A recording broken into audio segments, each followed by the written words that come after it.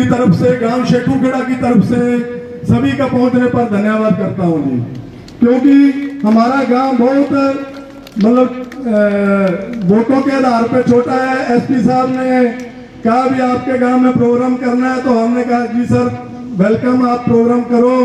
तो हमने जी जान से कोशिश की भी हर घर से अपने माताएं बहनें और भाई आए और अपना प्रोग्राम देखें भी नशे के खिलाफ। जो इन्होंने और भी बहुत आज तक सिरसा कप्तान आए हैं, एसपी साहब आए हैं, पर इनका जो कार्यशैली है, मैं बहुत ध्यान से जिस दिन से आए हैं नशे के खिलाफ खास करके इन्होंने जी जान से अपना जोर लगा रखा है। क्योंकि ये एसपी साहब कभी भी दिन में या रात में ऑफिस में जो इनका टाइम है वो देते हैं, उसके बाद ये फील्ड में रहते हैं और फील्ड में जाके ये हर एक ग्राउंड पे जाके चीज को चेक करते हैं। और मैं जितनी भी पुलिस कर्मचारी भाई हैं मैं उनको भी बधाई देता हूं भी इनके नेतृत्व में बहुत बढ़िया काम कर रहे हैं। पर एक बात है सर भी जो पुलिस वाले हैं वो जी जान से जोर लगा रहे हैं, पर हमारे जो इलाके में कह सकते हैं, थाने में कह सकते हैं, पुलिस कर्मचारियों की कमी है थोड़ी। और आपसे रिक्वेस्ट है भी एक तो वो थोड़ी उनकी तादाद बढ़ाई जाए, दूसरा मैं अपने गांव वाले जितने भी भाई बहन बैठे हैं, इलाका वासी बैठे हैं, उनसे भी अपील करता हूं भी अकेली पुलिस कुछ नहीं कर सकती। इनको कोई जब तक अपन नहीं बताएंगे फलाना बंदा बेचता है, फलाना बंदा नशा करता है, मतलब ये उसके ऊपर कार्रवाई नहीं कर सकते। और इन्होंने तो स्पेशल मतलब 50 बार तो मेरे पास फोन आए हैं एसपी साहब के आदेश से, थाने से आए हैं भी आप अपने गांव से जो भी भाई, हमारे कई भाई जो बच्चे लगा लो जो नशे की गिरफ्त में आए हैं, उनके लिए इन्होंने स्पेशल एक मतलब एडिशन वाहन तैयार करवा रखा है सिविल हॉस्पिटल, सरकारी हॉस्पिटल सिरसा में। और इनकी बकायदा हफ्ते के हफ्ते 10-15 दिन बाद बसें आती हैं अभी उनको नशे वाले जो आदमी बच्चे जो इस गिरफ्त में आ गए हैं अभी उनको दवाई दवा के वापस फिर गांव में छोड़ के जाना। और मैं बहुत बधाई देता हूं भी जो इनके नेतृत्व में जो ये एनडीपीएस के खिलाफ एसपी साहब और इनका स्टाफ काम कर रहा है। और हमारे गांव में पहुंचने पर एक बार फिर धन्यवाद। अब मैं ज्यादा समय न लेता हुआ दोबारा आगे भाई साहब को कहूंगा सारंग साहब जो प्रोग्राम करेंगे उस हिसाब से चलाएंगे। तो बेसिस पे हम ये काम कर रहे हैं कि हर गांव में, हर वार्ड में जो बच्चे नशे की लत में पड़ गए उनका इलाज और जो तस्करी का काम करते हैं उन पे कानूनी कार्रवाई। अब हमें बार बार गांव में क्यों आना पड़ा? मेरे जैसे आते रहेंगे जाते रहेंगे। हमारी सरकारी नौकरी है, कोई कुछ महीने रह लेगा, कुछ साल रह लेगा। गांव आपका है, गली आपकी है, कस्बा आपका है, जिला आपका है, आपके बच्चे यहाँ पैदा हुए, आपके पूर्वज यहाँ थे, आपकी मिट्टी यहाँ की। और जब तक ये चीज जन आंदोलन नहीं बनेगा तो हम लड़ाई नहीं जीत सकते, जीत ही नहीं सकते। चाहे हम जो मर्जी कर लें, चाहे थाने में 100 आदमी की जगह 200 आदमी देते हैं। आप इस चीज को समझें। आज हमने 120 गांव और 4 वार्ड नशा मुक्त करवाए, इन्हीं 2 क्राइटेरिया में। मैं आपको बधाई देता हूं 4 वार्ड और सरपंच साहब को, पर आज से आपकी जिम्मेदारी और बढ़ गई। क्योंकि ये ऐसा तो नहीं है कि आज नशा मुक्त हो गया तो क्या पता 2 दिन बाद बेचने वाला बेल पे आ जाए। जिस बेचारे को हम ट्रीटमेंट करवाने ले गए वो फिर आते वो शुरू कर दे। तो ये सभाएं क्यों की जाती हैं? ये सभाएं इसलिए की जाती हैं कि आप पहले इस प्रॉब्लम की गंभीरता को समझो। जिला सिरसा का सबसे कॉमन एनिमी, सबसे बड़ी चुनौती वो है नशा। अब दिक्कत क्या है, जितना मैं समझा 1 साल में, पहले जमींदार लोग कह देते थे अफीम खा लो, डोडा खा लो, शायद खाते भी हो। अफीम को तो कहते थे कि भाई चलो मुर्गी का दौरान आ जाए खा लो, हार्ट अटैक, हार्ट की दिक्कतें हैं खा लो। तो ये सारे जो मिथ थे ना, मिसकंसेप्शन थे, वो उन्होंने यंग जनरेशन को ले आए चिट्टे की तरफ। अब चिट्टा आता था जहां तो पंजाब से बॉर्डर से, जहां आता था एनसीआर से जो लैब में बनाते थे। और जब बड़े बड़े तस्कर चिट्टे के चले गए अंदर तो चिट्टा हो गया महंगा। अब बच्चे करे क्या? बच्चों ने पकड़ ली दवाई, अब 1 तोला चिट्टा 3.5, 4, 5 हजार का आ गया, वो मिलता नहीं, मुश्किल से मिलता है। तो अब बच्चे आगे हमारे नशे पे।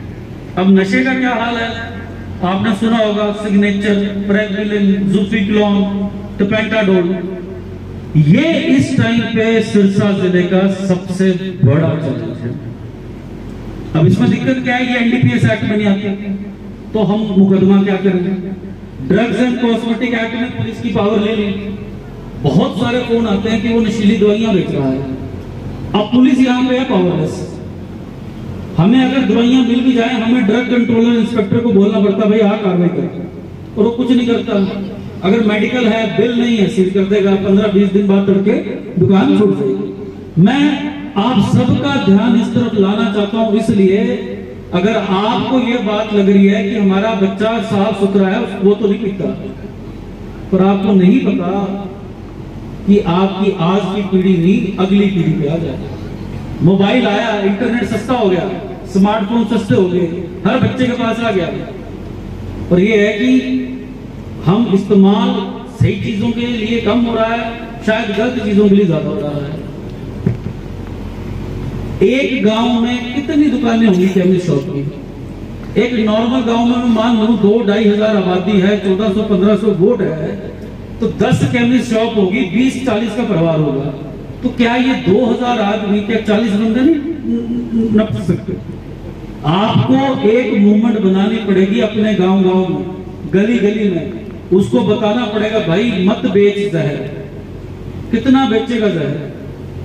और मैं आपको एक चीज बताया तो आज ये थोड़ी साइंटिफिक बात है, जिसको चिट्टे की लत लग गई, जिसको दवाइयों की लत लग गई और इलाज नहीं हुआ, उसने मरने में। जब बच्चा एक गांव का चला गया इलाज करवाने, तो पहली बार उसको नशेड़ी नहीं बोलना, वो बीमार है।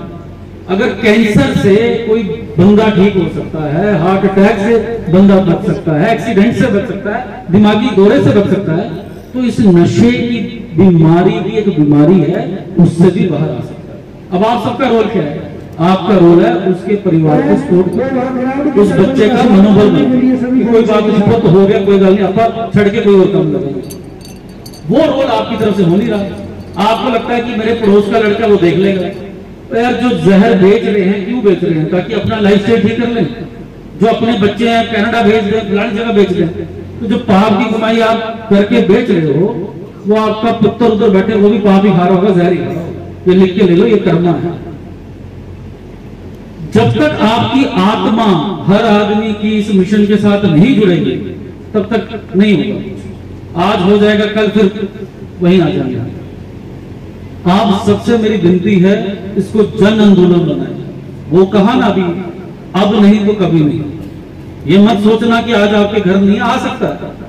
ये छोटे बच्चे बैठे हैं इधर, वो लिखा था, एक बच्चे ने फ्लैग कार्ड पकड़ा हुआ था, नशे की दावत मौत की दावत। स्टार्टिंग में बड़ा मजा आता है, फिर लत लग जाती है, फिर पैसे नहीं मिलते, फिर रॉबरी करोगे, स्नैचिंग करोगे, चोरी करोगे, तो फिर जेल ही है।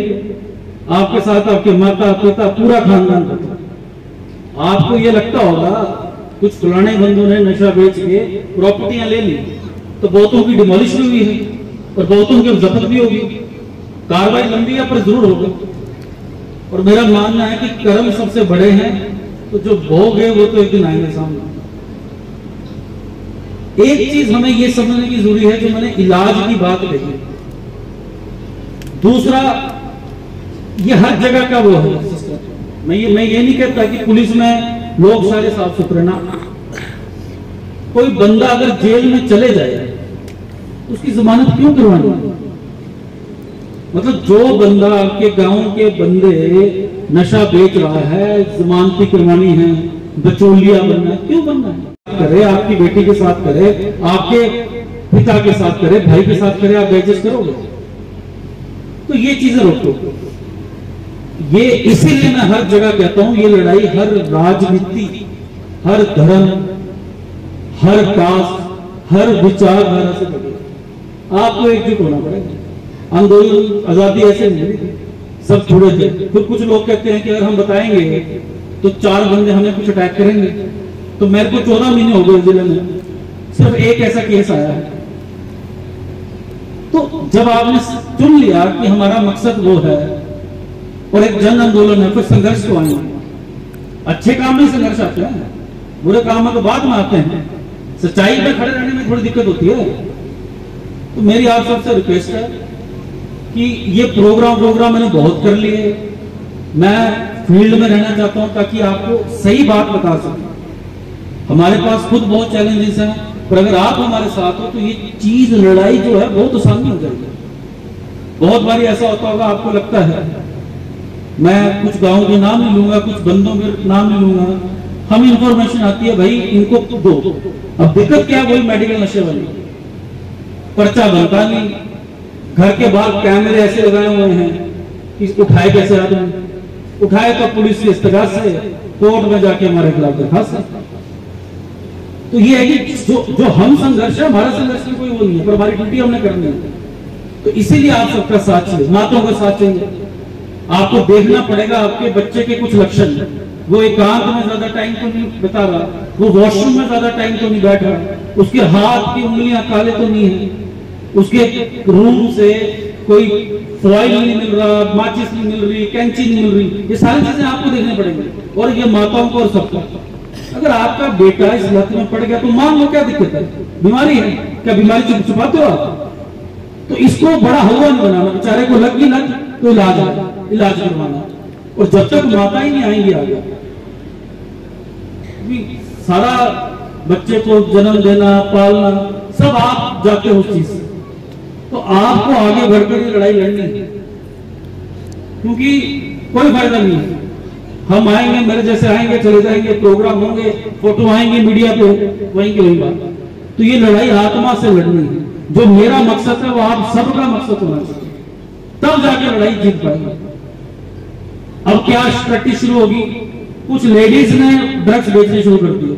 अब दिक्कत, रात को रेड नहीं कर सकते, सर्च वारंट लेके आना है। ऐसा सिस्टम बना दिया कुछ लेडीज ने कि घर के आ जाओ, घर पे पी लो। तो इन सब को आपने सामाजिकली समझाना है। भाई अगर करना है काम तो भाई सिरसा छोड़, अपने प्योके जा, जो सिरसा से दूर है, मायके जा, जहां जाना वहां जाके कर। आपके गांव गली में ये काम नहीं है। और आप सबको पता है मैं किस किस का नाम ले रहा हूं, चाहे रानिया के होंगे, सिटी के होंगे, कौन सी लेडी ये काम करती है आपको पता है। अगले बंदे ने 8-8, 10-10 कैमरे लगाए होंगे घर के बाहर। तो यार आप सारे साथ हो, आप 95% पॉपुलेशन ऑफ 2% लोगों को नहीं टैकल कर सकते। तीसरी बात, यहां बच्चे बैठे हैं, कोई अगर लोभ लालच दे, आपकी अभी कॉलेज लाइफ में स्टार्ट होगी, कोई भी लोभ लालच दे, कोई भी कह ले भाई ये टेस्ट कर ले। अब दिक्कत क्या है कि एक बच्चा था, वो एडमिट हुआ था, उसे 15-16 साल के बच्चे को लत लग गई चिट्टे की। वो कहता मैंने मूवी देखी थी, मूवी में देखा था चिट्टा लो, डिस्को जाएगा, लड़का लड़कियों के साथ वहां नाचेगा, मैंने तो ये लाइव देखी। ये कुछ नहीं है, ये सिर्फ भ्रम है, उनको पैसे मिल रहे हैं ये चीज करने के, सच्चाई कुछ नहीं है। आपका शरीर खोखला कर देंगे, खत्म कर देंगे। कोई बंदा अगर कह दे ये टेस्ट कर ले, ये आपको लत पे लगाना ताकि उनका धंधा बढ़ जाए, फिर वापिस आ जाए। कोई बंदा ये कह दे फलानी चीज उस घर पे दे, फलानी चीज उस बंदे को दे, चॉकलेट ले ले, चिप्स ले ले, 100 रुपए ले ले ना, आपको क्या पता वो क्या चीज है। देखो बातें तो बहुत हैं, इस गोल को अपना बनाना ताकि सच में ये जो चीज चल रही है कि अगर हमने 119 सरपंच, 4 वार्ड पार्षद पहले जोड़े, आज 5 जुड़ रहे हैं, तो ये आगे आगे चलती रहेगी, इसको रोकना नहीं। और मैं फिर से यहाँ जितने भी उपस्थित हैं सबका मैं बहुत बहुत धन्यवाद। देखिए ये एक कंटिन्यूस प्रोसेस है जिसमें ज़िला पुलिस द्वारा अभी तक आज को मिला के 124 गांव और 8 वार्ड को नशा मुक्त करवाया गया है। नशा मुक्त करवाने के 2 क्राइटेरिया हैं कि जितने भी ड्रग एडिक्ट्स जो हमारे इंटेलिजेंस सोर्सेज द्वारा, सरपंचों द्वारा बताए गए हैं, उनका हम इलाज करवाते हैं डी एडिक्शन सेंटर्स लेके। और सेकेंडली जो ड्रग पैडलर्स हैं जो इस अवैध तस्करी में हैं, उनके खिलाफ कानूनी कार्रवाई। तो उसके बाद ही हम सरपंच से बात करके उन गाँव को हम नशा मुक्त करवाते हैं। तो ये कंटिन्यूस प्रोसेस है, हम इस अभियान को आगे भी लेंगे। हमारा प्राइमरी फोकस है वो है NDPS, narcotics and psychotropic substances.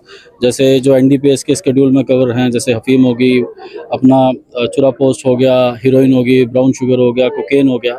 तो इन चीज़ों पे ज़्यादा फोकस है। चुनौतियाँ क्या है? देखिए, चुनौती सबसे बड़ी यही है कि इसे एक मास मूवमेंट बनाना है, क्योंकि जब तक हमारे साथ लोग नहीं जुड़ेंगे सच्ची निष्ठा से, तब तक ये लड़ाई उतनी आसानी से नहीं जीत पाएंगे। आपको बता दें कि सिरसा का बॉर्डर, जैसे आप जानते हैं कि पंजाब के साथ है, राजस्थान के साथ है, तो सिरसा वल्नरेबल डिस्ट्रिक्ट्स में आता है।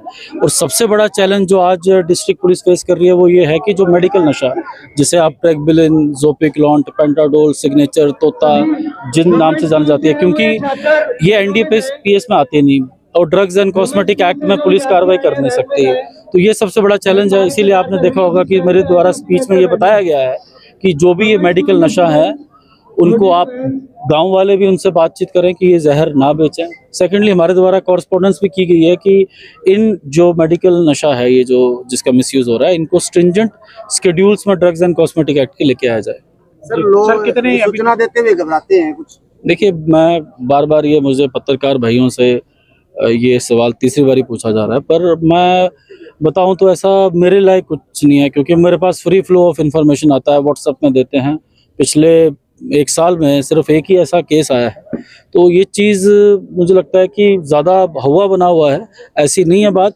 मैं बार बार हर स्पीच में कहता हूँ, आज भी यहाँ संबोधन में कहा कि आप इंफॉर्मेशन दीजिए। कार्रवाई शायद आपको लगता हो कि इमीडिएटली नहीं हो रही है, but we are doing recce on that, और हम चाहते हैं कि जब हम पकड़े तो हमें बरामदगी भी अच्छी। देखिए, मैंने स्टार्टिंग में बताया कि 124 के करीब गांव और 8 के करीब वार्ड हम नशा मुक्त करवा चुके हैं। सर, लोगों को आए दिन जागरूक करने के लिए कार्यक्रम किए जा रहे हैं, ऐसे में कितनी सफलता मिल पा रही है? देखिए, ये तो अगर इसके बारे में कोई अगर बता पाए तो वो आप ज़्यादा अच्छा बता सकते हैं, बट मुझे लग रहा है कि रिस्पांस ठीक है।